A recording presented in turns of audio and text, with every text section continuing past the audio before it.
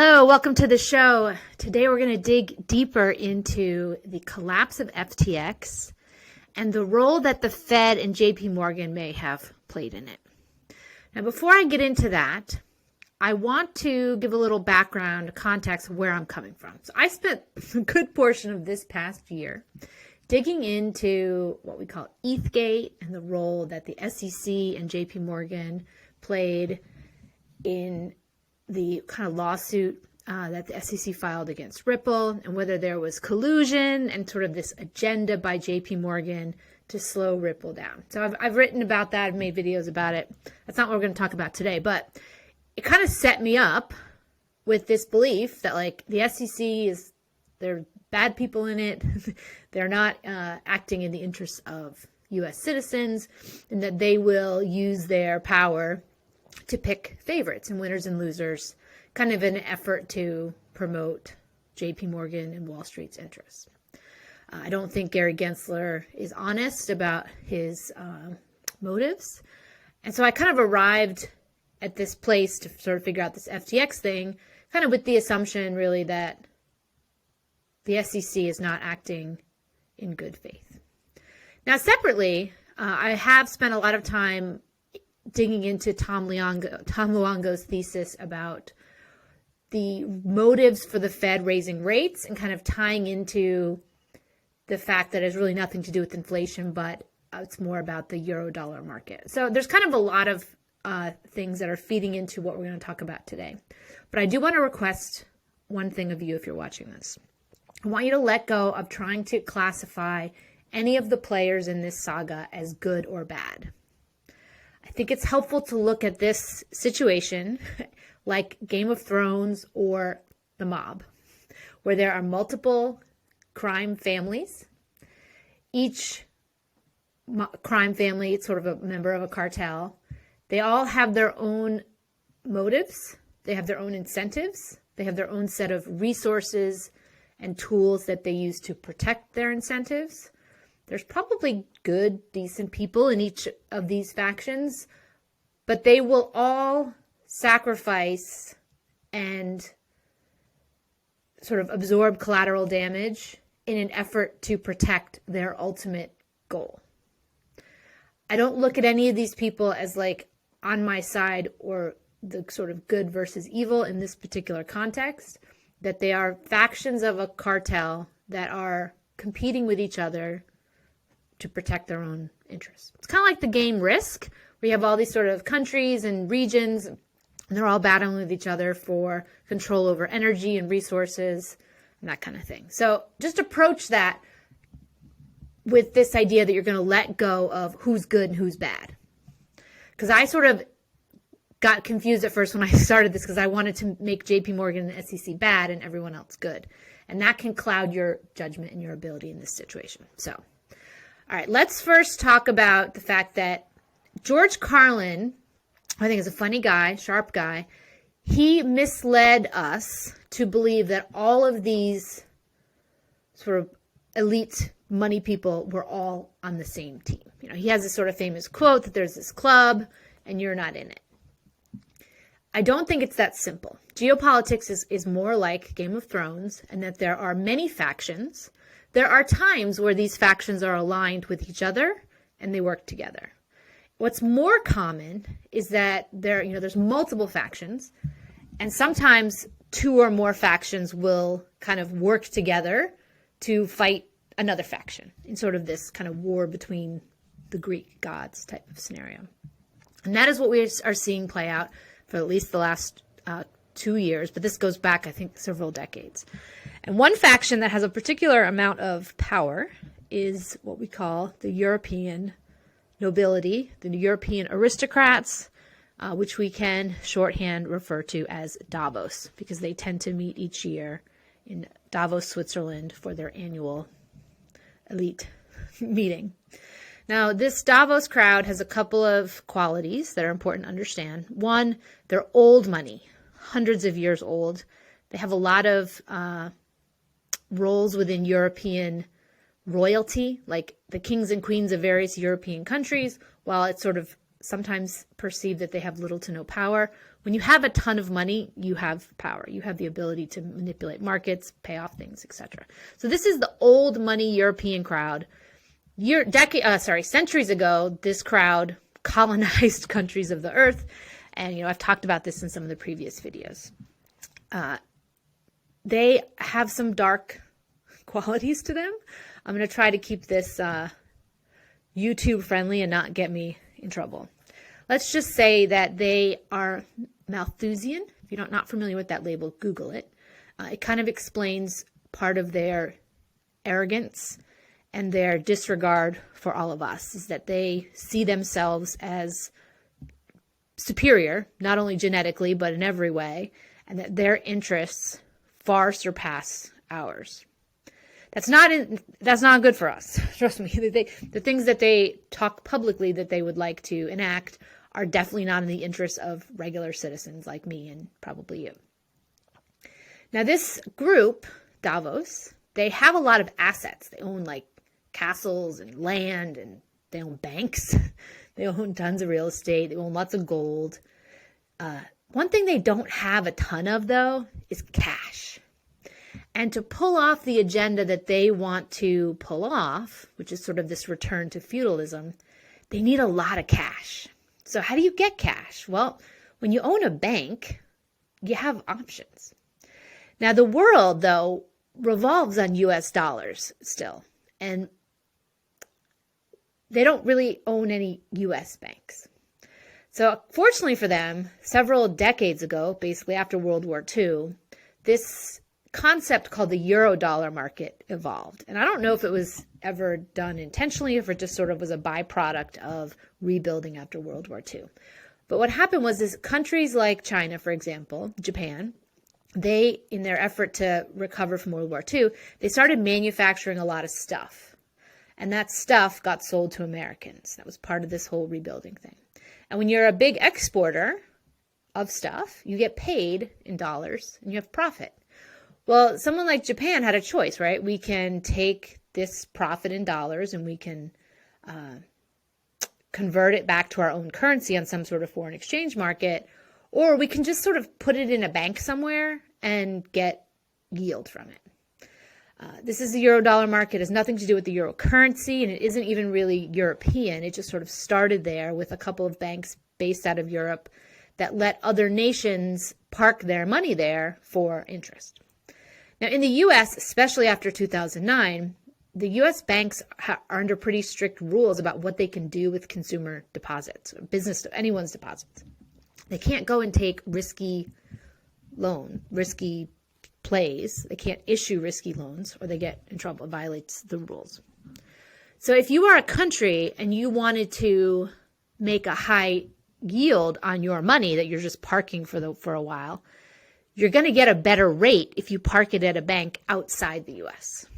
So over the last couple of decades, especially since 2009, many of these wealthy countries and wealthy businesses and wealthy people have been parking their money outside of the U.S. so that they could get a better return on their money.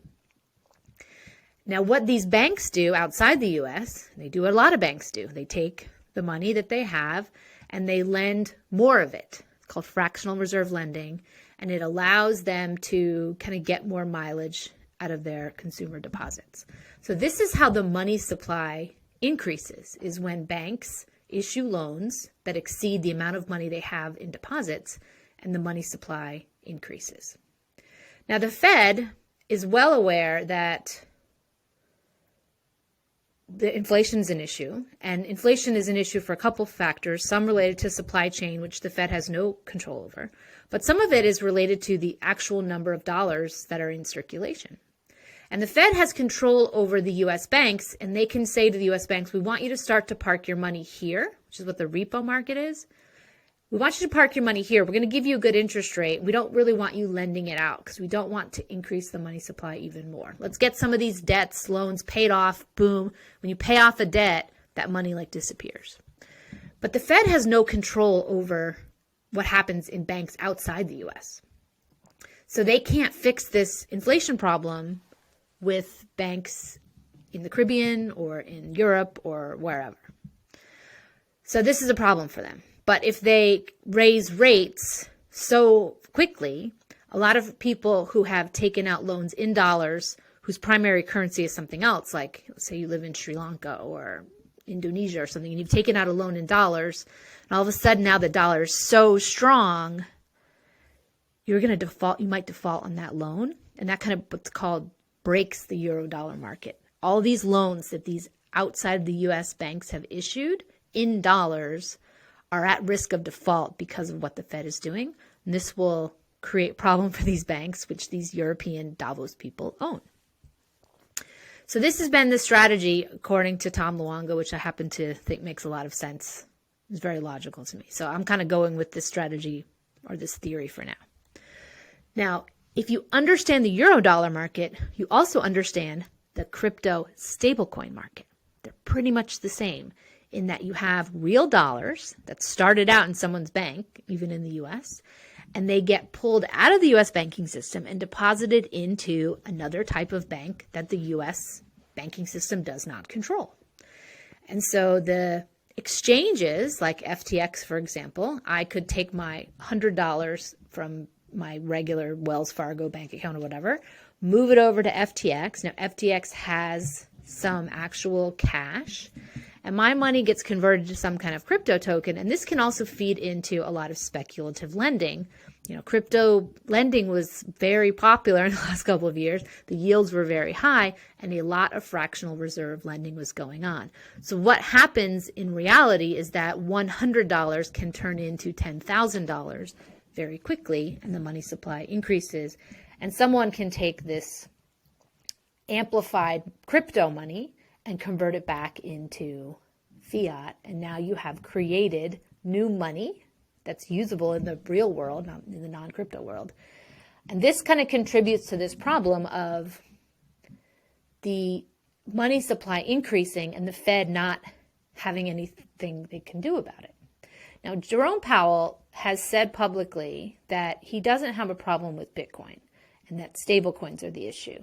And I think when I first heard that, I assumed that this was a control over the on-ramp, off-ramp thing, and that they wanted to make sure that the U.S. banks like got their profit share, whatever.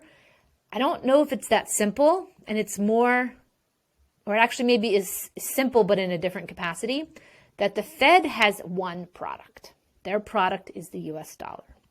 They want to control their product. They want to be able to increase and decrease the supply as they deem fit to protect their product. I don't know if Jerome Powell, he said this, so I'm going to go with what he said. I don't know if he needs it to be the only global reserve currency forever, but I'm pretty confident that the Fed and Jerome Powell, and therefore Wall Street, want the dollar to survive. They also know that they are more likely to make that happen if they have control over it. And both stablecoins and the offshore euro-dollar market are a problem for them. Now, the Davos crowd, they have some sinister agendas, as I've alluded to. One of their agendas is they really want a war. War makes money for them. It's very easy to launder money during war because all of these taxpayer funds are gone to the war effort. Everyone's stressed and busy and it's chaotic and nobody really follows where the money goes. So they can take that money and siphon off a large percentage of it. This is why some people think Julian Assange got into so much trouble, was that he explained that that was the true purpose of the Afghanistan conflict, was to keep this endless war of endless money going where, you know, some of it went to legit things, but huge percentages of it were siphoned off and went who knows where. Probably many places. A lot of payoffs happened from that. And now that that Middle East war with Iraq and Afghanistan is over, the theory, this has been a theory for a while, that they want to create a new war so that they can continue to siphon money. Now, look up that word Malthusian, because that also feeds into war, and that objective is met when a lot of innocent civilians are killed, which is very sad. So the Davos crowd has been pushing for war. They've been poking Russia. They've been poking China. and they've sort of used their agents, let's say, in the U.S. government to continue to poke that in an effort to create a conflict that leads to war. Now, if you look back at this at like Game of Thrones or the Game of Risk, you have all these factions. You have the U.S. Wall Street faction, you have the U.S. White House faction, you have the Davos faction, you have China, you have Russia. These are all separate factions, and there's more that I'm not listing out. There's a lot of these factions. They don't all have the same agenda, and they also all have spies in each other's factions. It's very easy, I think, to pay off someone and they act like an agent who works in another faction. So this Davos crowd has been really pushing for war, but none of the other factions benefit from that. Russia, China, and the Wall Street crowd would all be damaged by war, and there isn't enough upside for them. I mean, China's largest trading partner is Europe and the U.S. Why would they want to go to war with their cash cow? Russia, how does Russia benefit from a war? They'll probably lose. They don't have the military strength that the U.S. has. And then Wall Street, how do they profit from war? It creates chaos and doesn't help their markets, which is primarily the middle class. Now Davos, and I said this in a video yesterday, but Davos, part of their agenda in their return to feudalism is to get rid of the middle class, which means there's only them, the super duper rich people, and that everyone else is like a serf, a peasant. That doesn't serve JP Morgan and Wall Street at all, because who's going to get a mortgage and get a car loan and spend a lot of money on a credit card if we're all peasants? Wall Street makes a lot of money off the middle class. So it is very difficult for me to believe they're in support of this Great Reset agenda, because they will be cutting off their own income. And their power comes from their money. So if they no longer make any money, how would JP Morgan and Jamie Dimon have a lot of power? This is why when we saw Rashida Tlaib ask Jamie Dimon at the congressional hearing about a month or two ago whether he was going to stop fossil fuel investments, which is sort of part of this feudalism agenda, he said no way, it would be a terrible idea, which was a public indicator that he is not on board with that Davos agenda. Jerome Powell has also publicly contradicted the Davos crowd. So it's pretty clear they are not all on the same page. All right, let's go back to SBF. So SBF had this magical rise to power out of nowhere, where he's like this young, geeky kid with very little charisma or personal skills, starts this exchange after magically making billions doing Bitcoin arbitrage trading, which is very, if it was that easy, lots of people would have done that. It's not that easy. And he magically creates this billion-dollar business out of nowhere overnight, and all of a sudden is the darling of everyone. I have a very difficult time believing that story. That's just not how it works. Usually you have to struggle and work your butt off for a while to build a billion-dollar company. So FTX comes along, and he's got a lot of connections to political people. His parents, his mother specifically, is very connected to political parties. And what has come out in the last 24 hours is that FTX was being used to launder Ukraine money. So what happened was U.S. taxpayer money goes to Ukraine. Ukraine deposits it in FTX.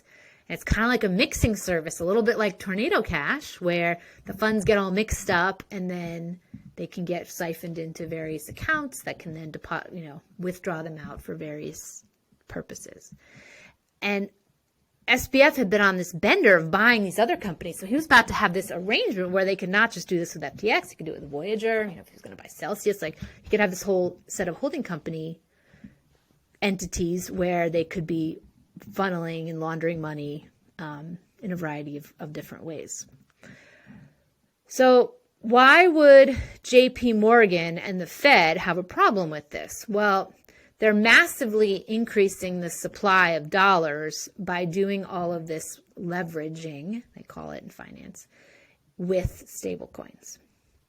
And if it turns out to be true that FTX was being used to influence elections and other types of things to serve the Davos agenda, which we've already established Wall Street and the Fed are not on board with that, it makes sense that there would be a concerted effort to take down SBF. Now, you might remember, if you watched closely on Twitter, how this played out. Well, a lot of this started with CZ. Is CZ a representative of the Chinese government? I'm not really sure. There's a lot of chatter that he is aligned with the Chinese government. It makes sense. He owns a very large exchange. So let's make the assumption for now that CZ does represent the interests of the Chinese government. Well, it doesn't really serve China for Davos to win and for a war to start.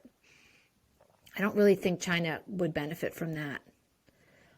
So CZ and Wall Street may have kind of paired up with each other for the purposes of this initiative, which is to take down Davos, another source of Davos funding, which was this FTX exchange that was being used to launder money and amplify it via leverage to basically fund a whole bunch of payoff stuff that they need to do. So if you want to do like a feudalistic, communistic takeover of the world, it's expensive. Like, you got to buy a lot of media. You have to pay off a lot of politicians. You have to build stuff. It's not an inexpensive endeavor for a very small group of people to get a very large group of people to comply with an illogical agenda that does not serve their interests. The only way you can kind of do that is through a variety of nefarious tactics, which many of which are going to include need cash. Like, you need money to do that. And if you don't have a lot of cash, but you own banks and you own crypto exchanges, you can, or you at least have control over them, you can use leverage where you're taking out these cheap loans as a way to pay for all this stuff. And the tools that JP Morgan and Jerome Powell have is to kind of shut down the money supply. Now, this is a theory. This may be wrong. There are a lot of data points to suggest that SBF was very much in line with the Davos agenda. If you've watched any of his videos where he talks about being this sort of altruistic do-gooder who kind of donates all of his money to charity and is all about sort of the climate change agenda that the WEF supports, it makes a lot of sense that he is on board with this. Now, one thing I don't like about this theory is that I'm a private equity holder of Ripple, and I own a lot of XRP, and I've spent a lot of time digging into that. And I'm not really sure how I can see Ripple being on the good side of this fight. Now, they just may be along for the ride because their clients are banks, and you can't exactly be anti-bank, central bank, or publicly speaking out against this without getting fired by your clients. So the best case is that they're just quiet because their business model depends on it. But it's also very possible that they are on board with this Malthusian agenda and that they support the Davos goals of removing the middle class and impoverishing everybody. I really hope that's wrong because I do want to like the Ripple people. Some of the things that David Schwartz has said do kind of imply that he supports some of that stuff, but I'm still going to give him the benefit of the doubt for now. And I do hope that they are good guys in this. Again, I fall into this trap too of wanting to label people as good and bad in this. And who can we trust? Who can we not trust? I find that I'm able to see the big picture best when I just let go of that temptation and just say, you know what? There are all of these factions, these sort of cartel members, and they all have their own agenda and their own interests, and that they'll all do bad things if necessary to protect their own interests, just like the mob would. I mean, you might have a mob family that's very generous to the community and supports the Little League team and, buys food for the church or whatever. They might do good things, but ultimately, if push comes to shove, they will do what they have to do to protect their own interests. I think this financial cartel is similar in that capacity. So to sort of wrap this up, it looks like the Fed and JP Morgan worked with Chinese to take down SBF and to expose this racket this corruption that they were doing in attempt to slow down the Davos agenda. I wouldn't be surprised if the midterm elections played a big role in this. Tom Luongo's sort of group of patrons who I'm a member of were sort of dissecting that to figure out what exactly the elections, sort of the part that played, because the timing is just very coincidental that this happened immediately after the elections. And I'm not exactly sure what that is, so I'll report back on if I have a clear thesis. But I would not assume that this happened randomly. I would assume that the connection between political funding and money laundering with FTX is important here, and that it ultimately ties back to the fact that the Fed and JP Morgan, by extension, they want to control the US dollar, and that the Eurodollar market and stablecoins are both a threat to that. It's not really about like profit of on-ramp, off-ramps, which I think might be a nice side benefit, but it's more about control over the supply of dollars in the world, and that the Fed wants to control those. And they have these two pain in the neck problems, which is the Eurodollar market and stablecoins, that both allow new dollars to be created outside of the US banking system. And that is a problem for them. And so they will do what they have to do to fix that problem. So the next thing to be careful of is that there's another large stablecoin that is also a problem for the Fed, which is USDT Tether. So I would be careful to assume that that one will survive and that there won't be any trouble there. I don't know if or when this will happen, but it doesn't make sense that all these other stable coins would be systematically targeted, yet Tether would be left alone. So I would be cautious if you have a bunch of USDT. It also, as many other analysts have speculated, it also means that if Tether were to go down, we would see a very damaging impact on the sort of crypto markets. Almost every crypto asset has a trading pair with USDT.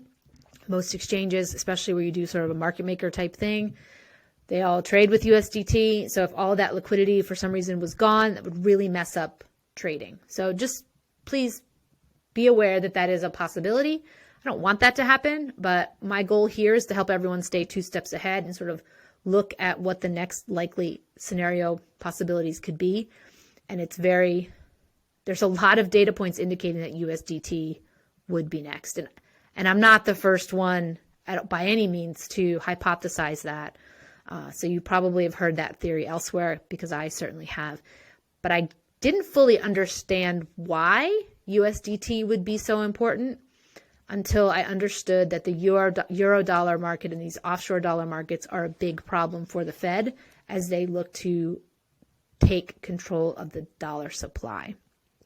And that raising interest rates is a tool that they can use to break some of these offshore markets. They don't affect the crypto market, so that's not an issue there. But if they take out some of these large players, or at least control them in a way that the leverage is, if they kind of broke the crypto market, it would really mess up crypto lending. Like the dollar supply would not be increasing because it would be sort of sidelined for a while.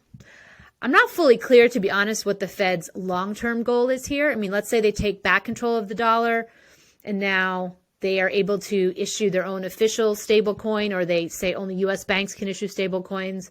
That's great. And Davos, I have a hard time believing that Davos is just going to give up and say, oh, well, we tried.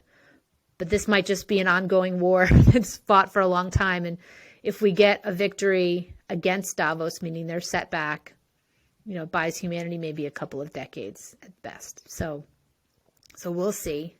The Davos crowd has been fighting for power for centuries. And here's the thing that I want to be optimistic about is the Davos crowd loses a lot. If they always won, we would still be in feudalism. We would still be peasants living in a shack in a field somewhere. Now, some people on the planet are, but there's lots of people who are not. And we have had this thriving middle class, this sort of internet created lots of opportunity for people to move up and excel in their lives and take advantage of different types of opportunities. And that proves that Davos doesn't always win. So don't assume that this sort of great reset dystopian agenda is a done deal. Even if you've heard some of these sort of off in the corner theories about, I don't even want to get into some of them, but there are some sort of people who believe it's done and that it's set. And this kind of also ties into the fact that I don't think that the story is over by any means, and that includes my belief that Nasara and things like QFS, I don't trust those ideas necessarily. I think they might be very similar to the Great Reset, and they sort of all end up taking to the same place where you're not really in control of your own opportunities. Someone comes in, it gives you an allowance. Nasara and UBI are kind of the same idea. They're just different marketing angles. And that even includes, Ripple. Like, there's sort of this strange thing about XRP that I don't see with any other crypto token at all. And that is this sort of strange connection to the occult. It isn't just one person pushing this occult angle with XRP either. There's quite a few. Very dark, demonic type stuff, which I don't see anywhere else in crypto at all. And the thing is that this Davos crowd is kind of into that stuff. I'm not a big fan. The occult stuff is not my jam. I don't really think that the occult is in my interest, let's just say. And so when people talk about XRP being the chosen one, like that sounds sort of interesting but my first question is, chosen by whom? Who chose that? And is this tying into all this occult stuff? Is Ripple in bed with this sort of dark crowd in Davos? I don't want them to be, but there's a lot of data points that indicate they are. So be careful of assigning good and bad labels to everyone, because it can cloud your judgment. And as much as I've kind of gotten into this Eatgate thing and assigned the SEC and JP Morgan the role of bad guys, and now Ripple's this good guy, there's also data points to show that, that team maybe has their own flaws as well. And getting into this dark occult stuff, that's where the dark side of the Great Reset lives, which is not in our interests as humans to want to go back to feudalism. And that is what Davos wants, and Ripple is in bed with them. So I want to be wrong about that part. I want Ripple to be the good guys in it, but I can't ignore the mounting evidence that it's not that simple. There may be no good guys. There may just be two cartel factions who are competing with each other for power and control, and we're kind of watching that play out. So, all right. I find this stuff very fascinating. I'm trying not to let any of it upset me or stress me out. I'm going to make the choice that it's an exciting time to be alive and to watch all this stuff. But at the same time, the more we can prepare and anticipate what's coming, the better we can identify opportunities to sort of end up on the right side of how this all plays out. So anyway, I'd love to see you in my community on Locals, which is 2stepsahead.locals.com. And feel free to follow me on Twitter if you don't already, at MollyElmore22. All right, we'll see you in the next episode.